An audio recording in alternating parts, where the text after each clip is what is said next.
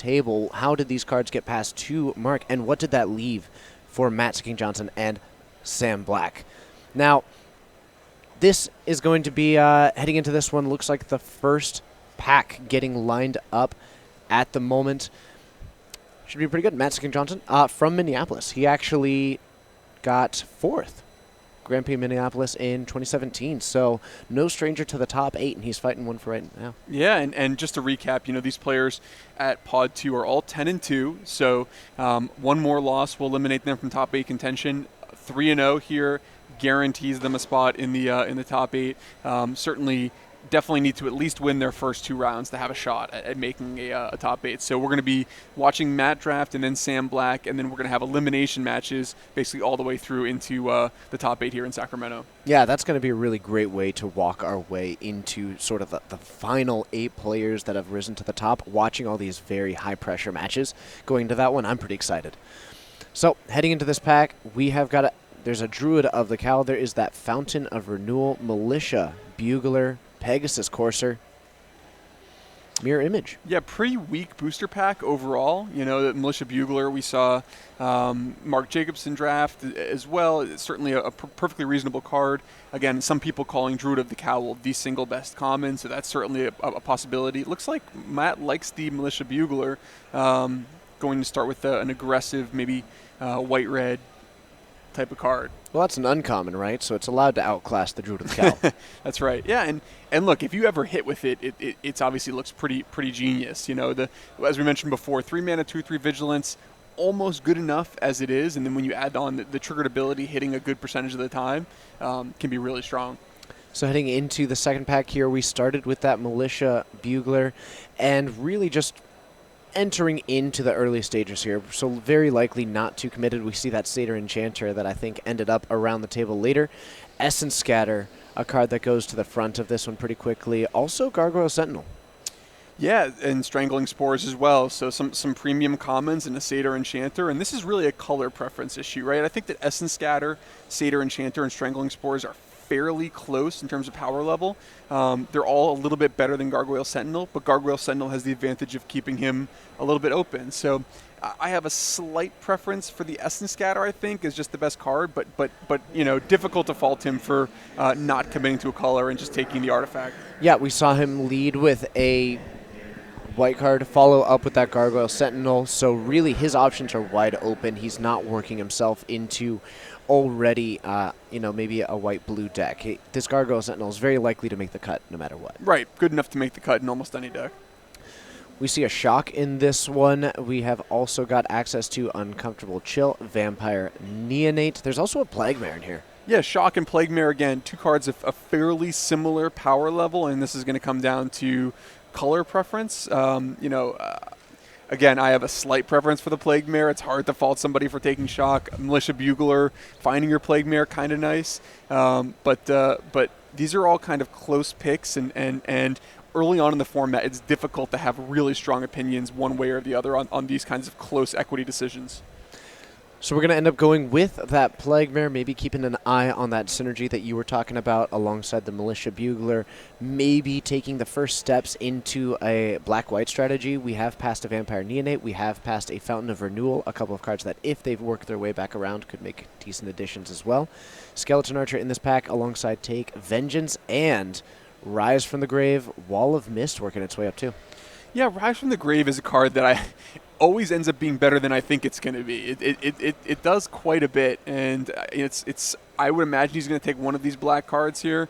It seems like black is kind of flowing a little bit, but again, these are all kind of close power level cards, and he goes to Take Vengeance, to go with his first pick white card, and it's difficult again to criticize it. Take Vengeance actually kind of really shines in white black specifically, where you're kind of a defensive grindier life gain type of deck. So.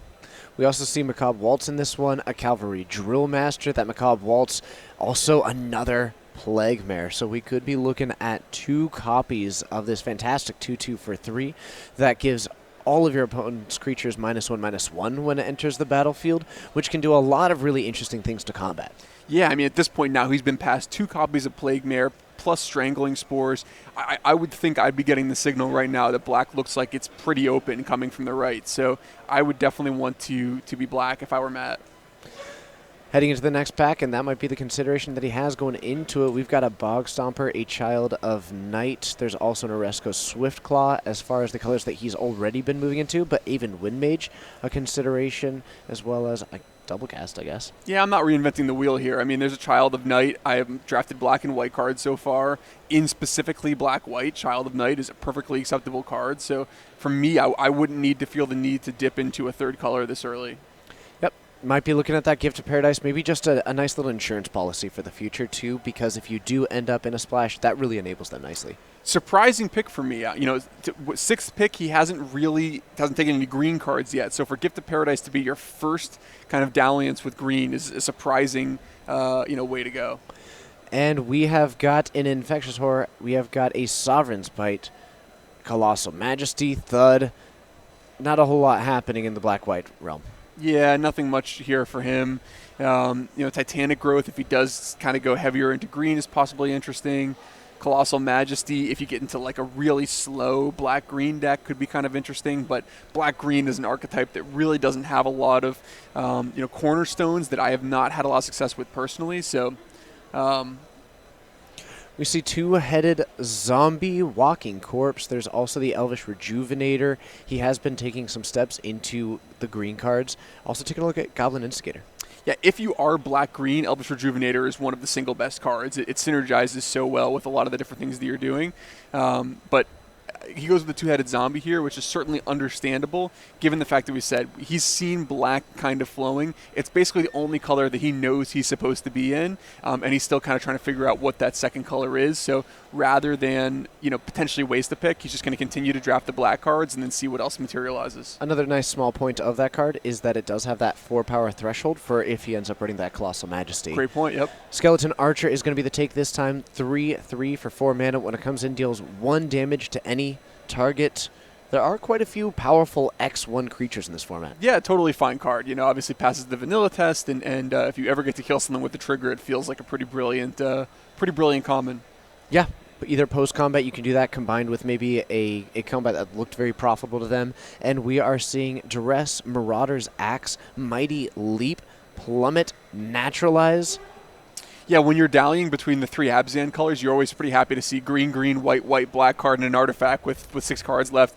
Most of them fairly playable. So, Matt's not exactly sure, again, what color is going to go with black so far, but it seems like he's in the right kind of sphere of the pie, the right slice of the pie. Yep, Highland Game is going to be the take there. It's a 2/1 for 2. It's an elk, and when it dies, you gain 2 life.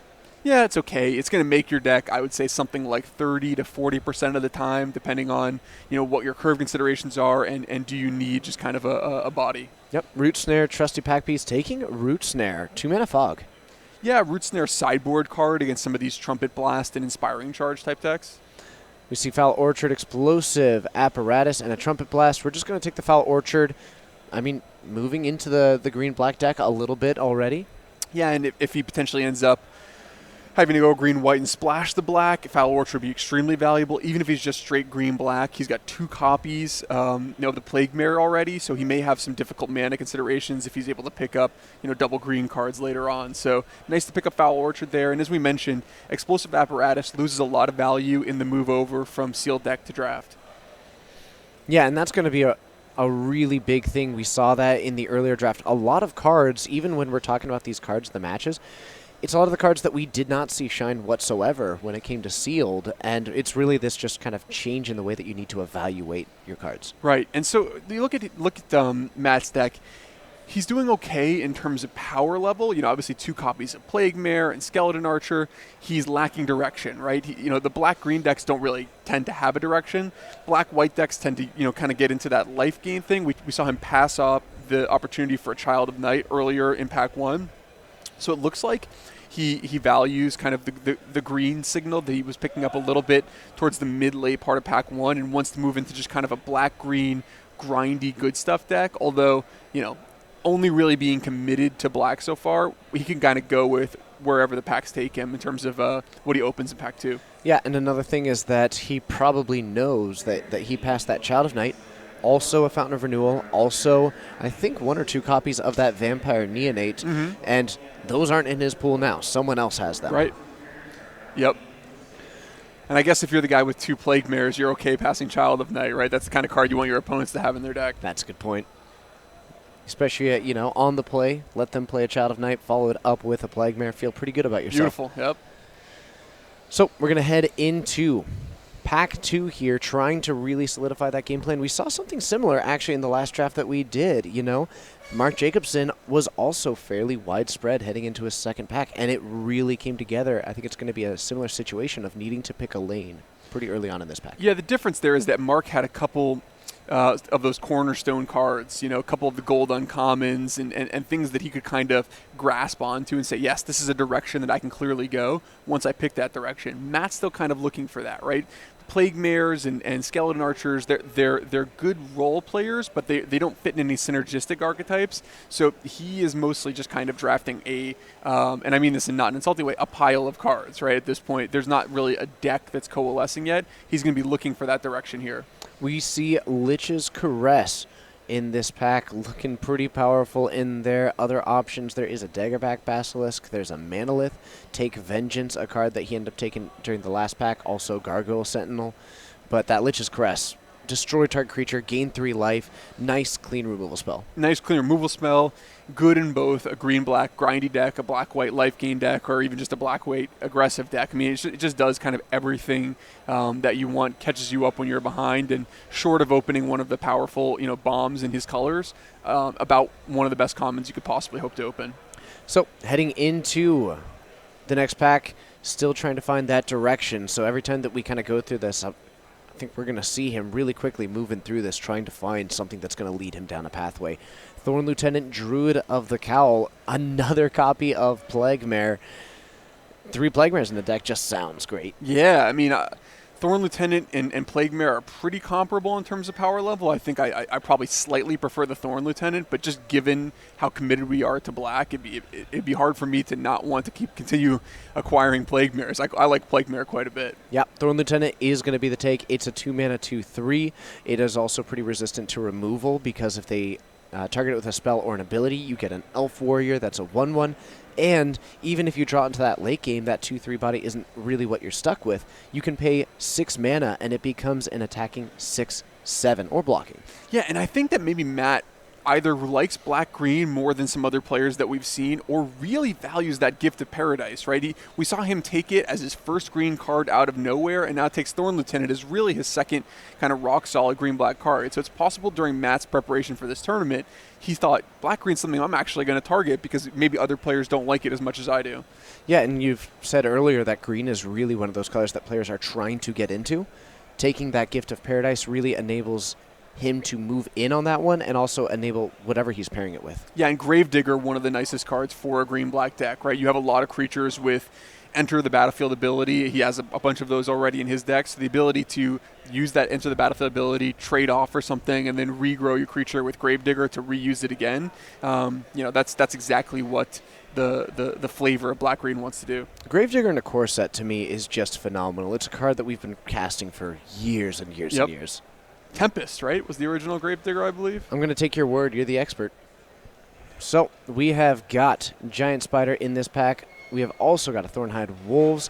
Taking a look, there is, I think, an Abnormal Endurance as well, but Giant Spider and Thornhide Wolves. Yeah, Giant Spider, he could use the defense. Thornhide Wolves is a card that we've seen some people value so far. It's the size is nice against a lot of the 4 powers and electrifies here. It really depends on how much he feels like he's scared of Pegasus Coursers basically beating him before the game gets started. Really close pick. You see him agonizing with it. I think he went with the Spider at the last second, and that's the pick I would have made as well. I think he kind of worked it through in his brain and got to the right decision at the last moment. Yeah, and that Thornhead Wolves, if it comes back around, anything like that, then he'd be pretty happy. But there's an Elvish Rejuvenator. You said earlier that's a card that you are absolutely looking to get in these black-green decks. Yeah, I mean, it really does everything you want. Your decks are mana hungry. You can use creatures from the graveyard with Gravedigger, and oftentimes you want bodies to sit around to sacrifice to things like Blood Divination, right? So Elvish Rejuvenator really does everything you want. Black-green decks are also decks that oftentimes want to splash a little bit here and there, and the Rejuvenator can help make that a little bit easier. So I think a really nice card for Matt's deck. Yeah, it pairs really nicely alongside that Gift of Paradise if any of those, white cards from earlier, or if any others that he find maybe work their way into his main deck. Sure. How about a Regal Bloodlord? Regal Bloodlord seems pretty good. We've got the Lich's Crest gains life. Right. There you go. Do you need a whole lot more? No, that's going in his deck. Regardless of whether he ends up going back into black-white or splashing it, that's a card that he's going to end up playing in his final deck. 5 mana, 2/4, and we saw in the last draft pod that 3 copies of this card in the same deck can absolutely devastate a game. Absolutely. Yeah, I mean, we talked about those black-white decks having high ceilings. The major reason why is how strong Regal Bloodlord is sort of in that mid-game. Cavalry Drillmaster, Child of Night Explosive Apparatus, moving that Child of Night to the front of the pack. We saw him pass one earlier in the draft. Might be moving that one towards the front. Explosive Apparatus, another nice bit of removal.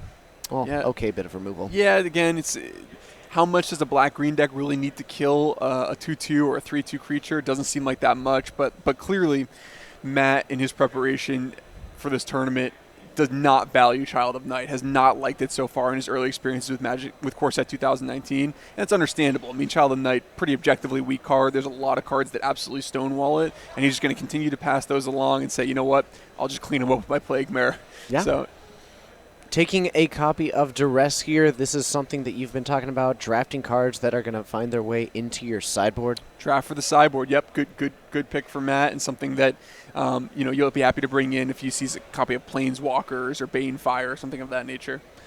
Heading to the next one, we see Infernal Scarring, Stitcher's Supplier. Otherwise, there's an Ether Tunnel, Ghost Form, a Motivator, and then we got a Highland Lake and an Alpine Moon. Yeah, I haven't minded one copy of Infernal Scarring in these green-black decks, You can use it to just stick on an Elvish Rejuvenator and then reuse it, or put it on Gravedigger, and now all of a sudden that's a major problem for your opponent. Not really sure where we're going with the Highland Lake here. I guess denying your opponent's access to it, but I think maybe a missed opportunity there to pick up something he might have been able to use. Dwarven Priest, Greenwood Sentinel, and a Walking Corpse. Might be eyeing this Dwarven Priest because he did take that Regal Bloodlord earlier, but we're going to go with the Greenwood Sentinel. Yeah, pretty close. The question is, are you ever really going to splash a Dwarven Priest? Matt says no. I would rather have a card that I might want to use to fill my curve, so close pick and certainly defensible. Invoke the Divine is going to be the grab here. If he does have the mana for it, that is another one of these sideboard cards. It deprives it of someone else, and if that splash works out nicely, he might want to bring that in. Rustwing Falcon, Novice Knight, Catalyst, Elemental. Yep. Now just kind of rounding out the string here. He's not picking up anything that's likely to make his deck. Yep. How are we feeling? It looks like we've now stepped into the green-black deck. Sort of the objective that we had set out into this pack was coming up with one of these cards that are really going to give him a sense of direction, really, a couple of those cards that are going to put him down a path. Do you think that this draft or this pack accomplished that for Matt? Not really. I think he's got removal and a reasonable curve, but I'm not really sure what the strategy is. He just kind of has some creatures, and some removal spells. So it's a limited deck that's reminiscent of kind of the early core sets, where that was what everyone basically had. But here in core set 2019, as Mark Jacobson just showed us, some people have very focused archetypical decks, and those types of decks tend to do really, really well against the more unfocused, mid-rangey, good stuff type of decks. So, that's a flaw in black-green as an archetype, but it doesn't usually have a direction. Matt's deck seems particularly lacking that direction, and he could use kind of a theme, whether it's aggression or grind or something like that, rather than just, some reasonable cards. Yeah, right now running through just sort of the ideal game plan for Matt, it's probably something to the line of, I guess, play a creature and then untap and play another creature and untap and try and play another creature on curve, and that's really what I'm seeing as a game plan. Maybe Lich's Caress on turn 5. He's going to be relying on being able to use cards like Plague Mare to both kill a creature when it enters the battlefield and then be able to trade off for another creature and then get it back with Gravedigger, and slowly start to attrition his opponent out of the game. That's difficult to do if your opponent has flying or hexproof or planeswalkers or artifact. There's so many different other angles of attack other than your opponent just plays ground creatures that play right into your game plan. So taking a look through this one, a quick review. Just at the end of each of these packs, you are able to go back, review what it is that you've done, and we see a lot of these players taking advantage of that time to really run through their cards, line them up maybe by their converted mana cost, maybe by their color pairings. Yeah, and as we see, fine power level, right? Lich's Caress, Regal Bloodlord, Thorn Lieutenant, a couple copies of Plague Mare, Gravedigger, but what we have here is kind of a little bit of a messy Abzan deck with 3 colors and no theme. So what he needs basically is good matchups and power level still. He really could use something like Victus Asmati or something of that nature, which I think he would just take and splash in order to give himself kind of a clear way to win the game. I mean, I'm you're just looking at his deck. It's questionable how he can actually deal damage to his opponent. I guess the bats from the bats. Yep. Yeah. Attacking in with a giant spider. Right. Skeleton Archer deals 1 damage when it enters. There you go. 19. Bam. That's 5% down. Yeah. Elvish Rejuvenator, that attacks, doesn't it? It sure does. Yeah. The Bugler, it can play a song. This is tough. I mean, this is a tough time to be drafting Core Set 2019. I mean, the set has been out for 1 week. You know what I mean? So, even the people who play Magic professionally are probably facing decisions during drafts that they are completely unprepared for. Maybe they've never seen before. So, it's hard to it's very easy to imagine how a draft could kind of train wreck or end up in those sorts of good stuff piles. Not every deck is going to end up being a focused, shining example of an archetype. Yeah, and when we're talking about heading into this set, a lot of it comes down to very fundamental Magic when it comes to the gameplay itself and some of the archetypes. But making those archetypes always come together can be absolutely tricky. Yeah. Right, and when you don't have an archetype like Matt does, you really want to have bombs and removal, and he doesn't really have bombs, or much removal. He has 1 copy of Lich's Caress, possible splash of Regal Bloodlord, but it's only okay in his deck. He really needs to find a lot in this 3rd pack. Vine Mare's a good start, though. Another copy of Regal Bloodlord, also Thornhide Wolves, Pegasus Courser, Druid of the Cowl. There's some good options for what he's been up to so far. At this point for me, I'm just going to slam this Regal Bloodlord, take those 2 Regal Bloodlords and say, okay, I've got my direction. I'm just going to hope to maximize the 2 Regal Bloodlords. I can get it back with my Gravedigger. I'm going to try to find and play every single bit of life gain I can for the rest of the draft. All right. I mean, that puts you in a direction, like right. You're saying, and it means that you find yourself kind of with your back against the wall. Now it's similar to yesterday. You talked a lot about, when your back's against the wall, you just assume that your opponent is only going to draw lands, that they're only got lands in hand. Right now, Matt may be thinking, all right, and now that I've got the 2 Bloodlords, all I'm going to do is keep getting packs that have life gain sources. Yeah, and I can't help but wonder if Matt would have been better off if he had just never dabbled in green during this entire draft. We see Vampire Neonate, Skymarch Bloodletter, and the Epicure of Blood, and the Fountain of Renewal. That's 4 cards that would go into this archetype that he's found himself in really nicely, and a 3rd copy of Regal Bloodlord. This is it's like all the things that he wanted from this draft came in 1 pack, and he only gets 1 pick. Yeah, I mean, certainly Regal Bloodlord, the best card for his deck. If he could take this Regal Bloodlord and then go back in time and take 2 Child of Knights, his deck would go from like kind of a mess to a really strong version of Black-White. So not really sure what we're going with here. Looks like the Goreclaw might be the consideration here for Matt. No, it's going to be the Sky. Ooh, Goreclaw. Seemed like a lot of indecision there from Matt. I think that, yeah, I think he had an opportunity here to really drive the bus in one direction, but he continues to kind of choose to dabble instead. There's the Epicure of Blood. He saw that in the last pack, chose not to take it. This is going to be another one of those where if he can find the ways to gain life, every time he does, it also has his opponent lose a life. So another one of these really synergistic elements for that black-white deck. Mm-hmm. Also looking at the Giant Spider, grabbed one earlier. But the Epicure of Blood, it's a 4/4 for 5. Yeah, and certainly absolutely fine in the type of deck that he's drafting. We talked about finding the colors for your seat. Matt was in, it turns out, an excellent seat to be black-white, right? So I'd be curious to hear from a strategic perspective, why he ended up dabbling in green in this particular draft. Was it because, like you said, green is the strongest color, and he was looking for kind of any opportunity to get into green? Or did his preparation tell him, look, black-white's just not an archetype that I want to be? There is a copy of Vampire Neonate, a Militia Bugler, a Gift of Paradise, which is one of those ways to gain life. There is also, looks like we might be looking at that Gift of Paradise. One thing that this does do is it means that Matt would feel a lot more confident in playing a 3-color deck. Right. Now with the 2 copies of Gift of Paradise plus a Rejuvenator, he can probably just get away with playing 1 or maybe 2 planes and be pretty happy that he can produce white mana. Heading into this pack. Hard to say what it is that we're even looking for, but Daybreak Chaplain is probably a good start. Yeah, again, he looks at the Epicure of Blood maybe, and if you were in like kind of a pure black-white deck, it'd be another kind of perfect card. Doesn't really combo that well with all of the green kind of ground pounders that he's picked up so far.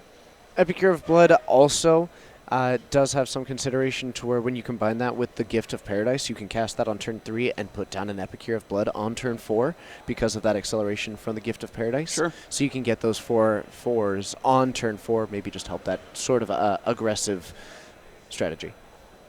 Colossal Dreadmaw, Thornhide Wolves, Shieldmare in there as well. That Colossal Dreadmaw, it's just a giant 6/6 with Trample for 6. We've been seeing it all weekend. We've been seeing it in the last few sets, and it just keeps doing a good job. Right. Yeah, no, and certainly a nice rate for 6 mana.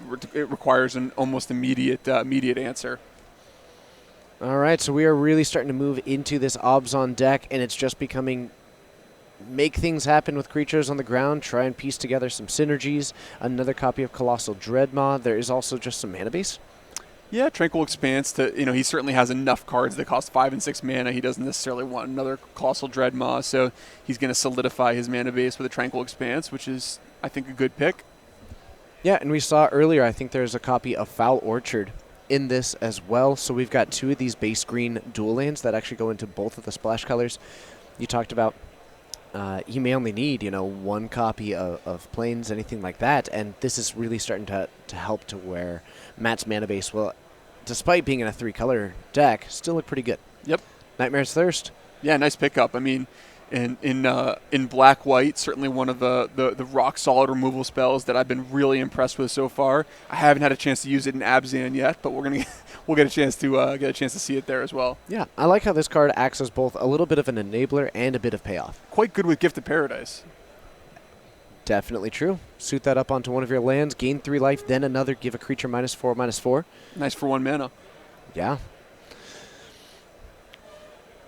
Maybe that's what he was thinking. Gift of Paradise, Nightmare's Thirst. It's a thing. It is a thing. We've got Thornhide Wolves. We have got Oaken Forms. There's also another copy of Duress. Was able to pick up one of these earlier in the draft. So the decision here between a 4/5 for 5 and another sideboard card. I might just take Oaken Form, honestly, because he has so many cards that cost 5 and 6 mana already. This Thornhide Wolves is not that valuable to him. You almost never want 2 Duresses. Oaken Form would at least give him kind of another angle of attack. You can just slam it on a 2-drop. Skymarch Bloodletter did come back around. It is a 2/2 with flying for 3. That does help out the Regal Bloodlords. That does also work with both of those Epicure of Bloods that Matt has picked up previously in this pack. That was that pack that was just overflowing with riches in what he was really looking for, and then ended up going sort of back to where he started with that Goreclaw. Sure. I think that's 2 copies of Goreclaw in this deck, right?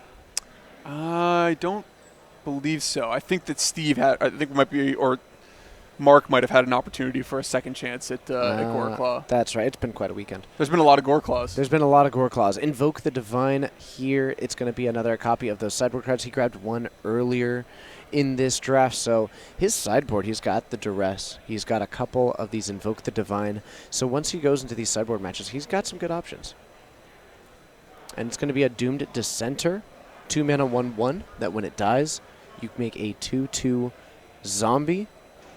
Does pretty nicely. Yeah, and in a pure black-green deck, one of the cards that you definitely want to pick up at least one of. Grabbing a copy of Isolate and just passing the pack down. We're now in the last couple of picks. Likely this is Infectious Horror, Talarian Scholar. Take the Infectious Horror. And the last card, we've seen a couple of basics so far. Is it going to be Anticipate? Wow, surprised nobody wanted to Anticipate before that. Yeah, not a bad pickup. Not a bad pickup at all. So how do you feel about how this draft went? At the end of Pack 1, we were struggling to find a direction. At the end of Pack 2, we were struggling to really come up with a solid game plan. Now we're at the end of Pack 3. The draft is done. It's time to build that deck. How are you feeling about it? I think this is the sort of draft that as Matt starts to get more experience with Core Set 2019, maybe a few weeks from now he has some more drafts under his belt, he probably would do entirely differently. I think that his seat was the way the packs broke absolutely perfect for white-black, and he could have had a very high ceiling deck. And I think that right now, the way that he approaches the format and maybe how he values cards like Gift of Paradise and green as a whole is such that it caused him to dabble too much, and his deck is going too many different directions. It doesn't have the kind of cohesive synergy that we've seen in some of the top decks like Mark just drafted. Well, Matt Sikkink Johnson's draft is out of the way. Mark Jacobson's draft is out of the way. Coming up, we are going to have Sam Black showing off his prowess. My name is TJ Rogers. We've got Paul Rietzel, and we'll be back after this.